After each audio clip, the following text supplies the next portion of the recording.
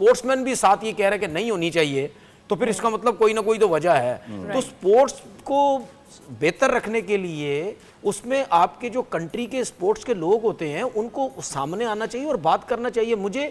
मैं इसीलिए बड़ा हैरान होता हूं, मुझे सचिन तेंदुलकर कहीं नजर नहीं आते, मुझे राहुल द्रविड़ कहीं नजर नहीं आते। ये क्यों नजर नहीं आते? ये क्यों सचिन तेंदुलकर, राहुल द्रविड़ क्यों नहीं आके मीडिया में बात करते कि यार ये क्या हो रहा है? ठीक है, हमारी कंट्री में देख लें, जितना बड़ा प्लेयर है वो आके डिस्कस करता है कि अगर हम बच्चों की तरह रोने लग जाए, हम बोलेंगे नहीं यार तुमने भी तो ज्यादतियां की हैं, तुम भी तो ये करते रहे, तुम भी तो वो करते रहे, हम तुमसे क्रिकेट नहीं खेल रहे।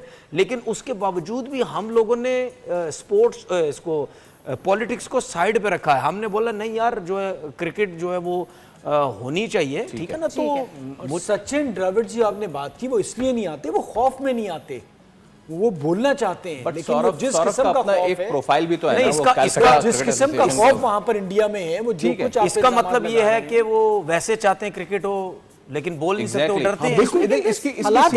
इसका मतलब जेंटलमैन सीधी सीधी जो लॉजिक समझ आती है वो।